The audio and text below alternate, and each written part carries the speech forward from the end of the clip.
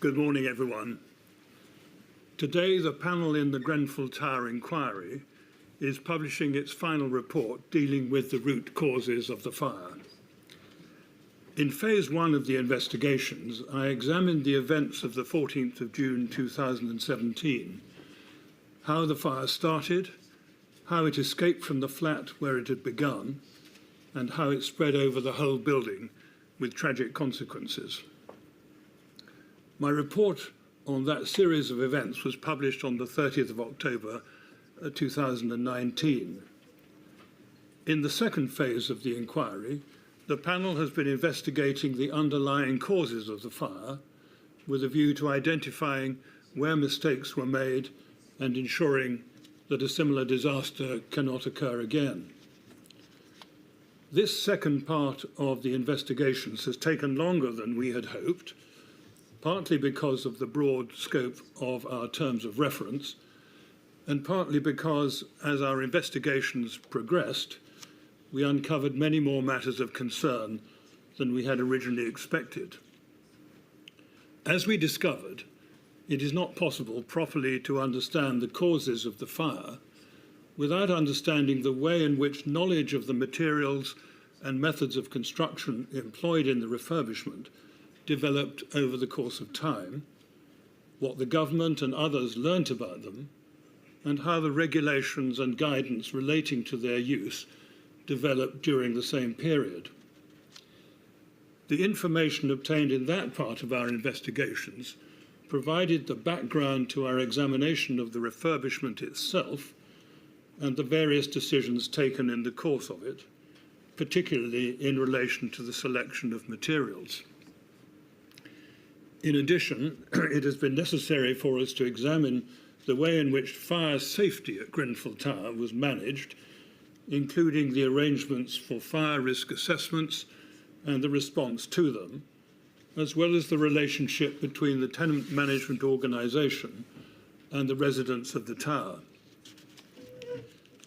The firefighting operations of the London Fire Brigade were considered in detail in my first report, but a number of questions relating to organisation and training could not be answered at that stage and were deferred for consideration in phase two. Also deferred to phase two were certain questions relating to the development of the fire, including the relative contributions of the different materials used in the cladding. Another important aspect of our terms of reference was to investigate the response of the authorities to the emergency. Finally, but most importantly, it was necessary for us to investigate in as much detail as the evidence would allow the circumstances surrounding the deaths of those who perished in the fire. The report we're publishing today contains our findings on all these and other matters.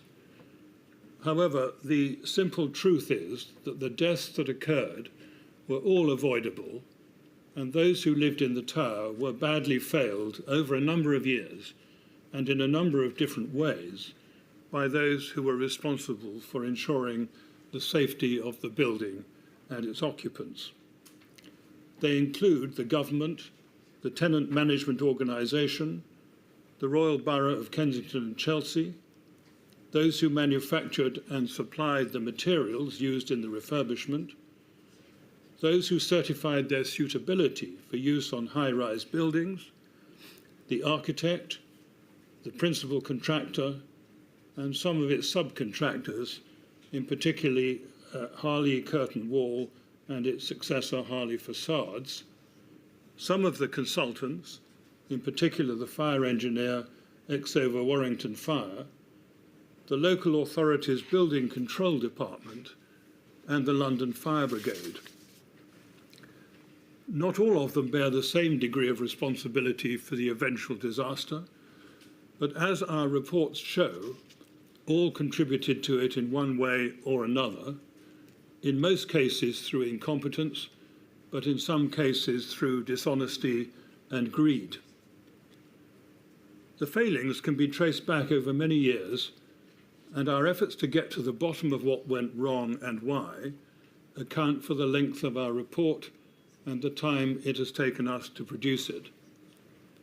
However, if an inquiry of this kind is to produce anything of value, it is necessary for those who can influence the future direction of the construction industry, the fire and rescue services, the management of fire safety in buildings, and resilience planning, to understand exactly where mistakes were made and how they can be avoided in the future.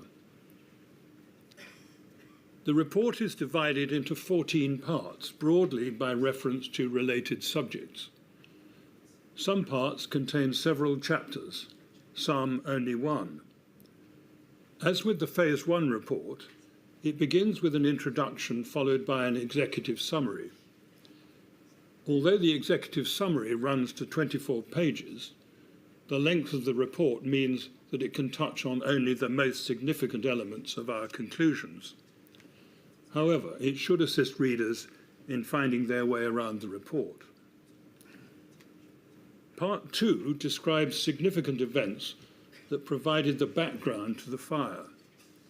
It begins by explaining how the regulations and guidance in force at the time of the refurbishment came into being, and the way in which the reaction to fire of materials used in the construction of modern high-rise buildings was tested. We then consider the involvement of the government in the form of the then Department for Communities and Local Government, the way in which it sought to monitor the causes of fires when they occurred, and most importantly, the warning signs that were emerging from as early as 1991 that some kinds of materials, in particular aluminium composite material panels with unmodified polyethylene cores, were dangerous. We find that there was a failure on the part of the government and others to give proper consideration at an early stage to the dangers of using combustible materials in the walls of high-rise buildings. That including failing to amend in an appropriate way the statutory guidance on the construction of external walls. That is where the seeds of the disaster were sown. In Part 3, we set out our findings about the testing and marketing of the main products used in the refurbishment: the Rainabond panels, the Celotex RS5000 insulation, and the small amount of Kingspan K15 insulation. We discovered that there had been systematic dishonesty on the part of manufacturers involving deliberate manipulation of the testing processes and calculated attempts to mislead purchasers into thinking that what were combustible materials complied with the provisions of the statutory guidance that advised against their use. That dishonest approach to marketing was compounded by the failure of two of the bodies that provided certificates of compliance with the building regulations and statutory guidance: the British Board of Agreement and Local Authority Building Control, to scrutinise the information provided to them with sufficient care and exercise the degree of rigour and independence that was to be expected of them. The tenant management organisation was at the heart of events leading up to the fire. In Part 4 of the report, we make our findings about its relationship with the residents of Grenfell Tower. We find that the organisation was badly run and failed to respond to criticisms of its treatment of residents contained in independent reports produced in 2009. It is clear that for some years before the fire, relations between the TMO and residents were marked by distrust, antagonism, and increasingly bitter confrontation. We find that for the TMO to have allowed the relationship to deteriorate to such an extent reflects a serious failure on its part to observe its basic responsibilities. Part 5 of the report is concerned with the management of fire safety at the tower. Again, we find that the residents were badly let down. The picture is one of a persistent failure to give sufficient importance to the demands of fire safety, particularly the safety of vulnerable people, and a failure on the part of the Council to scrutinise that aspect of the organisation's activities adequately. Part of the reason for that was the failure of the Chief Executive, Robert Black, to ensure that the board of the TMO and the Council were kept properly informed of matters affecting fire safety.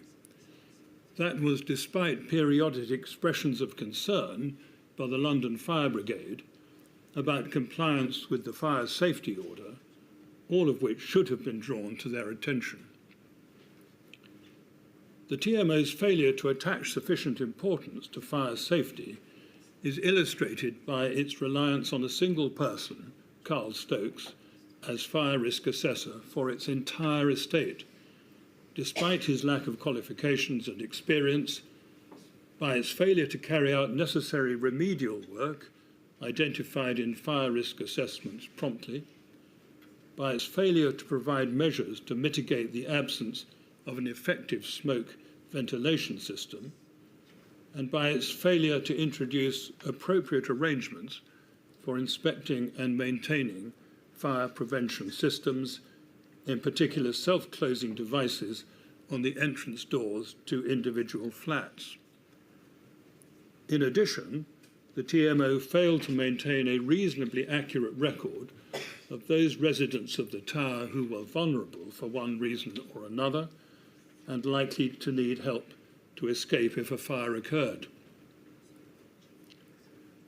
Part 6 of the report contains our findings about the refurbishment itself, and again the picture is disturbing. First, the regulatory context in which the work was carried out was, in our view, unsatisfactory because the statutory guidance, which was treated by many in the construction industry, including those engaged on the refurbishment, as containing a sufficient statement of what was required, did not make it clear enough that it was subject to the overriding requirements of the building regulations.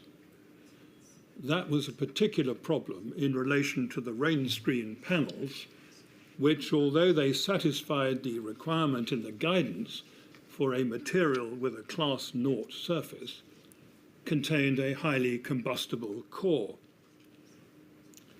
But that is only the beginning. The tenant management organisation, as the client, manipulated the process of appointing an architect to design the refurbishment in order to avoid the need to invite open tenders for the architectural services. It did so because it wanted to appoint Studio E, the architect for the existing Academy and Leisure Centre project, despite the fact that it had no experience of overcladding a high-rise building. That turned out to have significant consequences because Studio E failed to recognise, as a reasonably competent architect should have done, that the insulation and rain screen chosen for the refurbishment were combustible and unsuitable for that purpose. ACM panels were chosen as the rain screen to keep down the cost. Neither Ryden, the principal contractor, nor Harley, its cladding subcontractor, was aware of the properties of the materials specified for use in the refurbishment, although Harley, as a specialist subcontractor dealing with cladding, should have been, and Ryden, as principal contractor, had its own responsibility to ensure the materials were suitable. One of the problems that afflicted the refurbishment was a failure on the part of all concerned to understand where responsibility for any particular decision lay. That was especially the case in relation to the choice of the rain screen. The generally prevailing view was that since aluminium composite material panels had been used on other buildings without apparent problems, they were suitable for use on the tower. But no one was prepared to accept responsibility for having chosen them, and when questioned, everyone who was asked said that someone else had been responsible for ensuring that they were suitable. we find that Studio E, Ryden and Harley all took an unacceptably casual approach to contractual relations. None of their employees engaged on the project understood the relevant provisions of the building regulations, the statutory guidance, or such guidance from industry sources as was then available. That might not have mattered quite so much if proper advice had been taken from a competent and experienced fire engineer, or if building control had performed its task properly. In fact, the tenant management organisation did instruct Exover Warrington Fire to produce a fire safety strategy for the refurbishment, which should have included advice on the effect of the overcladding and the compliance of the external walls with the functional requirements of the building regulations. Exover produced 3 versions of a fire safety strategy, but each version was stated to be a draft and was incomplete because it did not deal with that particular question, which it said would be covered in a future issue of the report. It was clear, therefore, that the fire safety strategy was incomplete, but no one asked Exover to finish its work, nor did anyone provide it with details of the proposed cladding to enable it to do so. Exover itself failed to ask for the missing information or to complete the work it had been instructed to carry out. The failure to obtain a final report was probably critical, because if Exover had considered the proposed cladding, it should, and probably would, have identified the fact that the insulation and the rain screen did not comply with the statutory guidance or, more importantly, the building regulations. In Part 8, we set out our findings on the management and training of the London Fire Brigade in the years leading up to the fire. That part of our investigations represented a continuation of the work started in Phase 1, in which I described the response of the LFB on the night.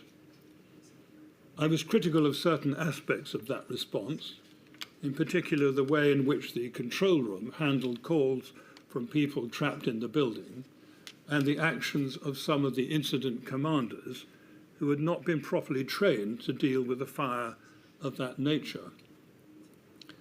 That made it necessary for us to examine the London Fire Brigade's management and training in the period leading up to the fire, as well as the way in which it made use of the information available to it. In our report, we find that there were deficiencies in the organisation and management of the control room, the training of control room officers, and in the commissioning and delivery of training to operational crews, in particular in relation to incident command. There were also deficiencies in the collection of information needed to enable crews to prepare effectively to respond to fires in individual buildings. The primary cause of those problems was a chronic lack of effective leadership, combined with an undue emphasis on process and an attitude of complacency. We have also returned to investigate some aspects of the firefighting operations on the night of the fire, on which I was unable to make findings in Phase 1, in particular problems with communications and the supply of water.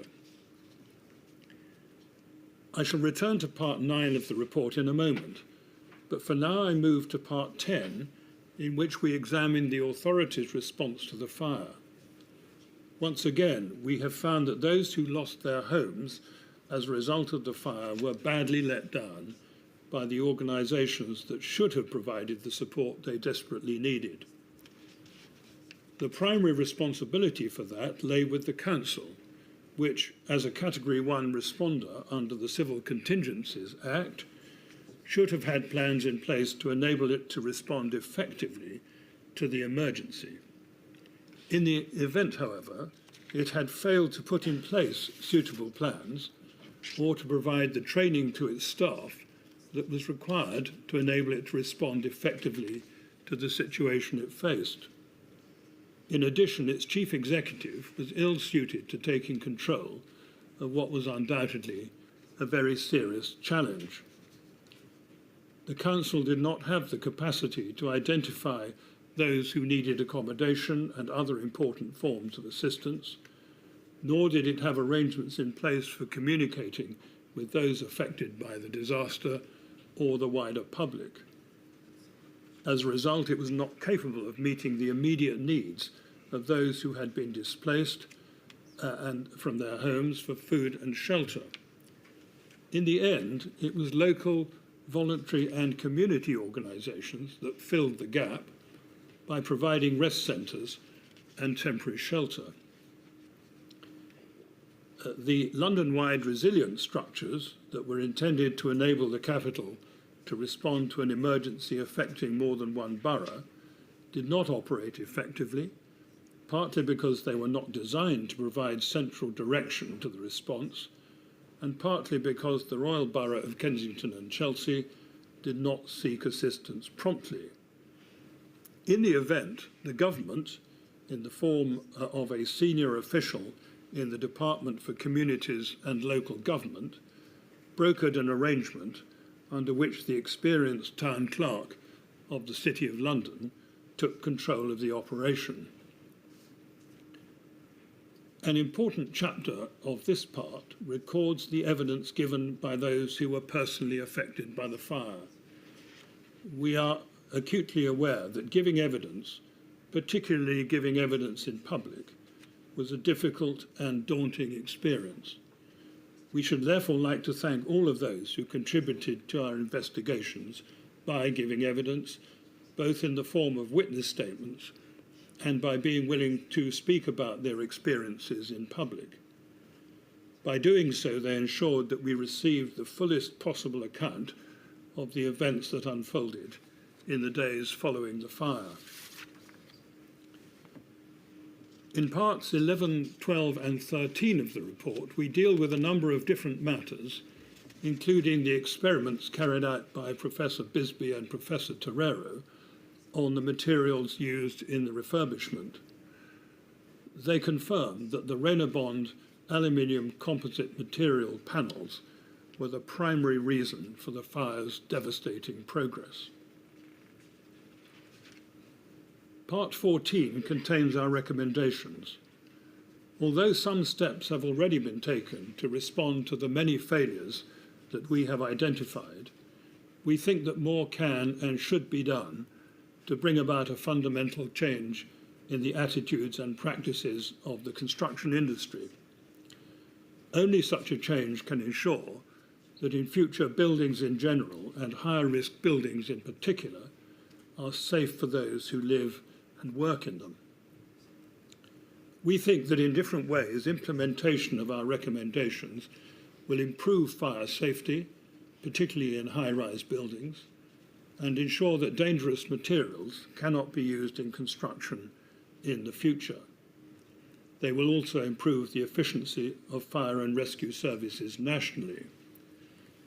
Our recommendations include, but are not limited to, the following: the appointment of a construction regulator to oversee all aspects of the construction industry, bringing responsibility for all aspects of fire safety under one government department, the establishment of a body of professional fire engineers properly regulated and with protected status, and the introduction of mandatory fire safety strategies for higher risk buildings, a licensing scheme for contractors wishing to undertake the construction or refurbishment of higher risk buildings, the regulation and mandatory accreditation of fire risk assessors, the establishment of a College of Fire and Rescue to provide practical, educational and managerial training to fire and rescue services, and the introduction of a requirement for the government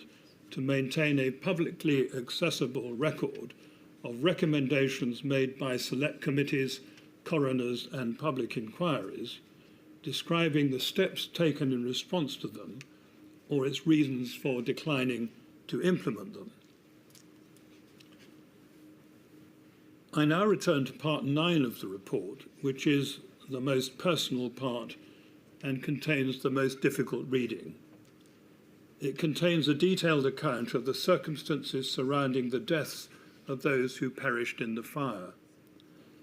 I did not refer to it earlier because it seemed to me fitting to end these proceedings as they began in May 2018 with a reminder that the fire at Grenfell Tower was above all a human tragedy in which many lives were lost, families were torn asunder, homes were destroyed, and a community was shattered. The detailed reconstruction we have provided will be for many one of the most important parts of our report.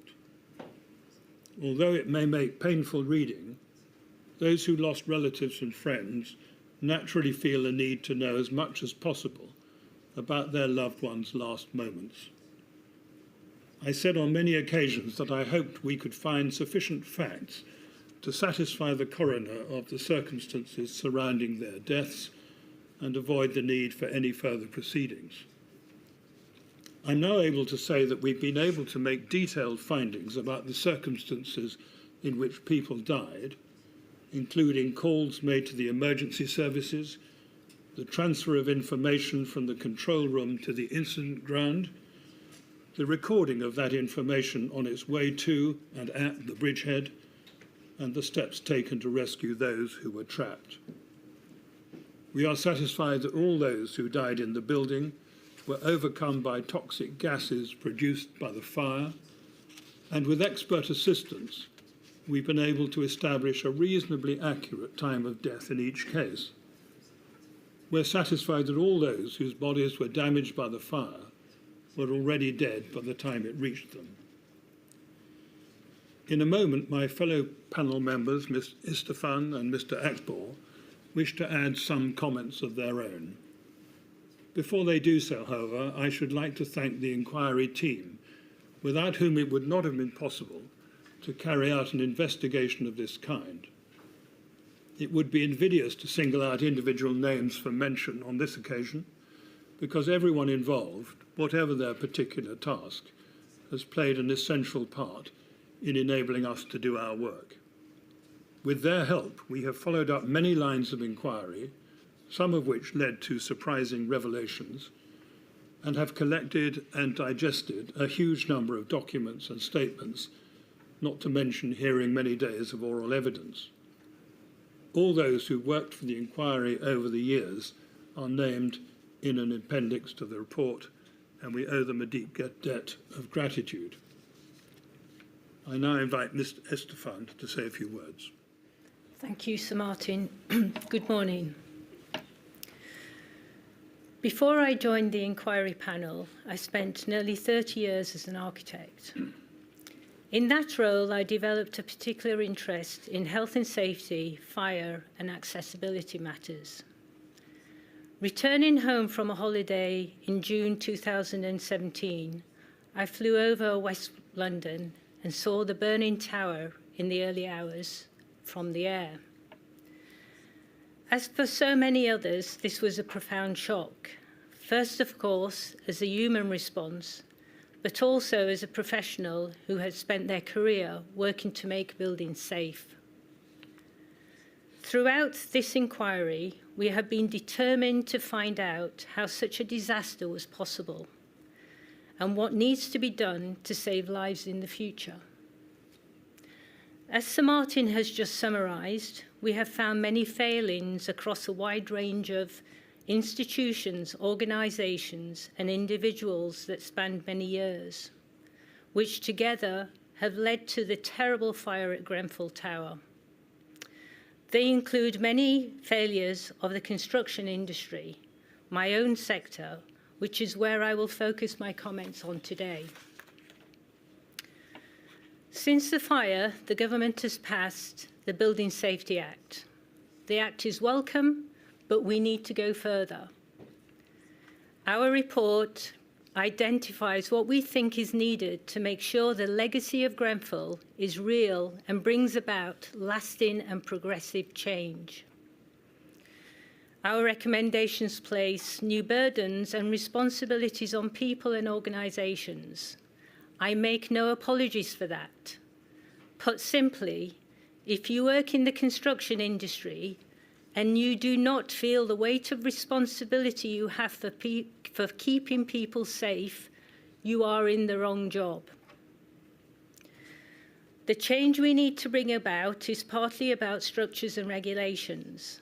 Sir Martin has set out the key points in what we have proposed, and the report explains our recommendations in detail. But the necessary change is also one of culture and behaviours. Change on this scale needs to be owned and led by those of us working in the sector. It is not enough to pass an Act of Parliament and to sit back and think the work is done. Without change in behaviour and a recognition that the needs of the people who use our buildings must be placed at the centre of our work, the lessons of Grenfell will not truly be learnt in full. One of the core themes of our report is technical incompetence of many of those involved in the refurbishment project. As hundreds of other buildings are now known to have similar cladding systems, it is clear that the problem of incompetence is widespread. It follows that part of the change that is needed to the culture of the industry is an ongoing commitment to the development of professional skills. If we are not professionally curious, we will not become technically competent. Again, this change needs everyone in the construction industry to play their part in the implementation of the inquiry's recommendations. We must also keep at the very forefront of our minds our responsibilities towards those who are most vulnerable. At Grenfell, a significant number of those who died were children, had disabilities, or were vulnerable in other ways. The risks posed by a particular building and the right response to those risks are always as diverse as the people who live or work in it. That is why we recommend that the government thinks again about defining higher risk buildings solely by reference to their height. It is why the fire safety strategies must be provided for safety of all occupants. And it is why a stay-put strategy will never be appropriate where there is a risk of fire spreading over the building's external walls. It is why we recommend that the government guidance should be reviewed so that the safety and resilience of a building is prioritised. And it is why we stand by the inquiry's Phase 1 recommendation that the need for PEEPs, personal emergency evacuation plans, for residents with mobility issues or other impairments. As an inquiry panel, we have acted throughout with fairness, independence and impartiality. That is what the law requires. At the same time, the losses so many people have suffered and my involvement in this process has left a mark on me as a person and as a professional which will last far beyond this inquiry. And although this inquiry is now ending, we know that for many people their journey continues. We wish them strength for the future. I will now hand over to my colleague Ali. Thank you, Thoraya. Good morning, everyone. My role as a panel member has been to listen to the evidence, to consider what I have heard, and work with Sir Martin and Thoraya to agree findings and recommendations. Firstly, I would like to express my own heartfelt sympathy to all those whose lives have been affected by this tragic fire. We know that an inquiry can feel like a very slow process. But what I can say is that we have been painstakingly thorough and that we present our report to you with confidence in its veracity. Secondly, I would like to say that I grew up in council housing. I was involved in creating social housing organisations. I was chief executive of a housing association for over 20 years. What I can say is that working on the inquiry has had a profound impact on me personally and as a social housing professional. In social housing, we often say that we put our tenants at the heart of what we do, but it is not enough just to pay lip service to that ideal. In our report, we look at the relationship between Kensington and Chelsea Tenant Management Organisation and its residents before the fire. We find that it was one of distrust, dislike, personal antagonism, and anger. Residents deserve to be treated with understanding and respect. The TMO failed to do that. We saw a similar failure to treat residents as people and as individuals in the aftermath of the fire, including in the way that those with religious, cultural, or social needs suffered discrimination as a result of RBKC's failure to prepare properly for emergencies. It was obvious to me from watching and listening to evidence being given at the hearing that there were two different groups of people: those who lived at Grenfell and those who worked for the TMO, RBKC, and their agents. In our report, we set out how the government's focus on deregulation dominated the department's thinking, such that even matters affecting the safety of life were ignored, delayed, or disregarded.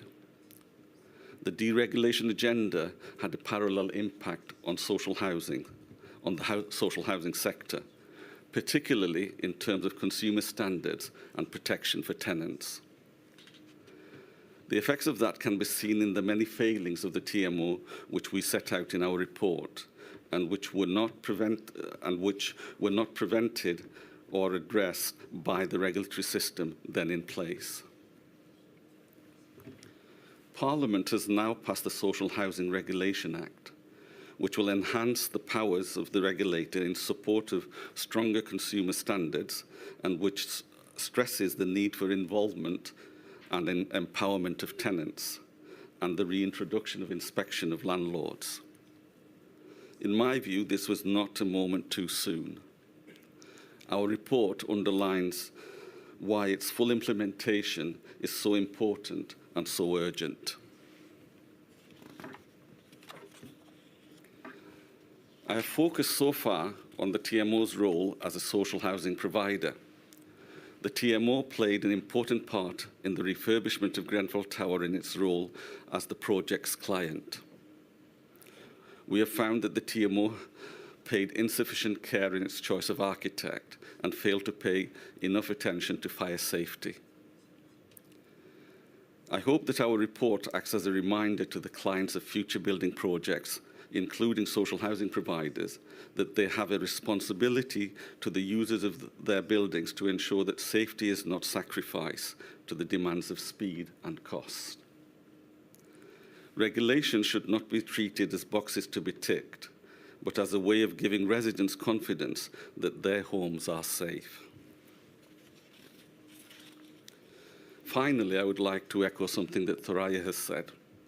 We cannot, in a few words here today, do full justice to the totality of our report. What is needed is for those with responsibility for building safety, in my sector as in Thoraya's, to read the report, to reflect on it, and to treat Grenfell as a touchstone in all that they do in the future. And that is to act with professionalism, with competence, and to put people first. I will now pass you back to Sir Martin. Thank you very much. Thank you. We should all remember that the Grenfell Tower fire was and remains an intensely personal tragedy for all those who lived in and around the tower, and above all, for those who died, their families and friends. We invite you, therefore, to join us in remembering them while I read out their names. Fathia Ahmed El Sanusi, Abu Fras Mohammed Ibrahim, Isra Ibrahim, Mohammed Amid Sabah Neda, Hesham Rahman, Rania Ibrahim, Fethia Hassan, Hania Hassan, Marco Gottardi, Gloria Trevisan, Raymond Herbert Moses Bernard,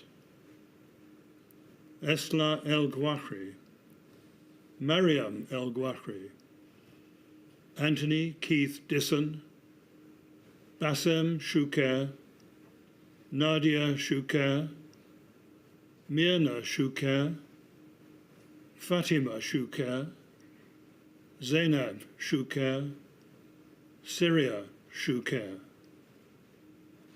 Hashim Kadir, Nura Jamal, Yahya Hashim, Firdoz Hashim, Yaqub Hashim,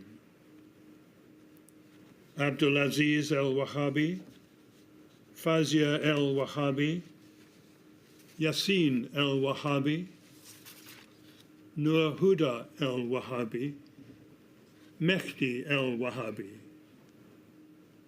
Ligaya Moore, Jessica Urbano Ramirez, Omar Belkadi, Farah Hamdan, Malak Belkadi, Lena Belkadi, Mary Mendy, Khadija Say, Victoria King, Alexandra Atala, Mohammed Nur Tuku, Amal Ahmadine, Amaya Tuku Ahmadine, Amna Mahmoud Idris, Majri Vital, Ernie Vital, Debbie Lamprell, Gary Maunders, Bechti Haftom, Baruch Haftom, Hamid Khani, Isaac Palos,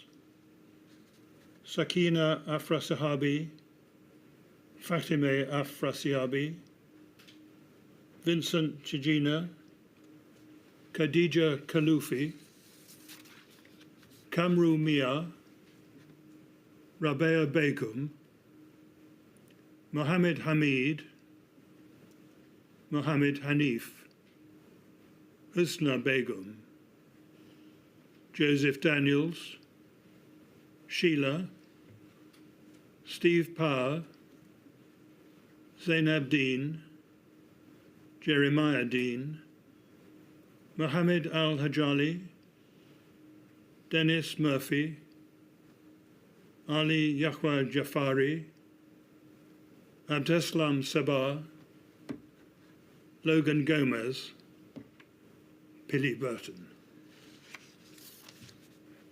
Thank you all very much.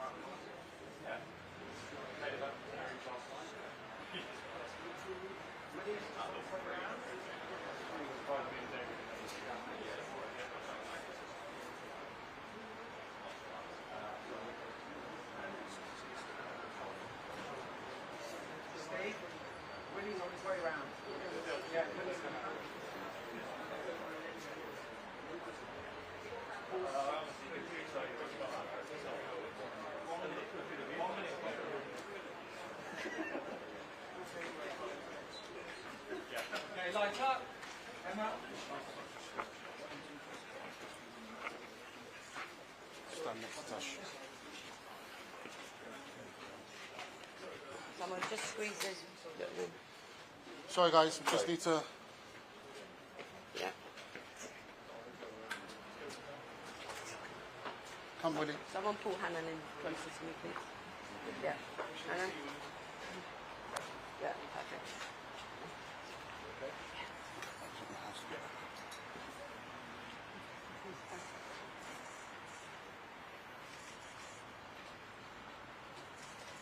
I will now read a statement on behalf of Grenfell United. We will not be taking questions after. Today marks the conclusion of a painful 6 years, listening to the advice that contributed to the deaths of 54 adults and 18 children. They were our loved ones, our neighbours and our friends. Today's report speaks to the lack of competence, understanding and fundamental failure to perform the most basic duties of care. We paid the price of systematic dishonesty, institutional indifference and neglect. The government ignored warnings about dangerous cladding from as early as 1991. It knew the risks but failed to prevent them, revealing the greed and profiteering of an industry that has been poorly regulated by governments over decades. It uncovers the systematic failings at the TMO and RBKC, which created a toxic, calculated culture which marginalised its residents. It shows the senior management at the London Fire Brigade knew about the risk of cladding fires but did nothing to prepare. But above all, the judge concludes what we already knew, that every single loss of life that night was avoidable. Human life was never a priority, and we lost friends, neighbours and loved ones in the most horrific way through greed, corruption, incompetence and negligence.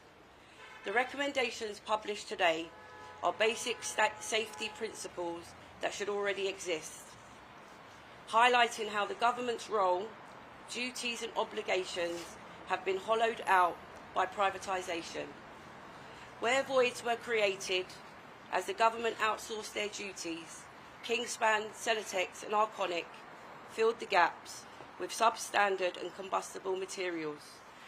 They were allowed to manipulate the testing regimes, fraudulently and knowingly market their products as safe.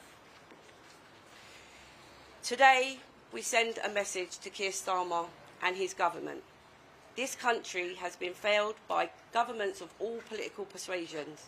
Our expectation is your government will break old habits and implement all the recommendations made by Sir Martin Moore-Bick's report without further delay, because the time to address this is already 3 decades too late. For the report to be worth anything, it must be and bring systematic change. To prevent another tragedy like Grenfell, your government needs to create something that doesn't exist. You must become a government with the power and ability to separate itself from the construction industry and corporate lobbying. A government that prioritises and tackles the glaring structural injustices and social and racial inequalities of the people you serve. You must now finally make this the turning point for Britain.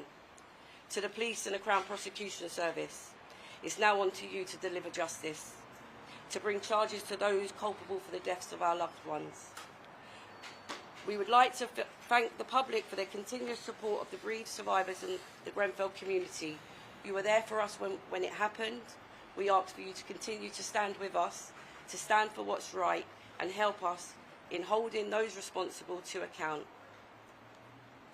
Finally, to the 54 adults and 18 children whose lives got cut short in the most violent way, we will never give up fighting for justice for you, and you will forever be in our hearts. Thank you.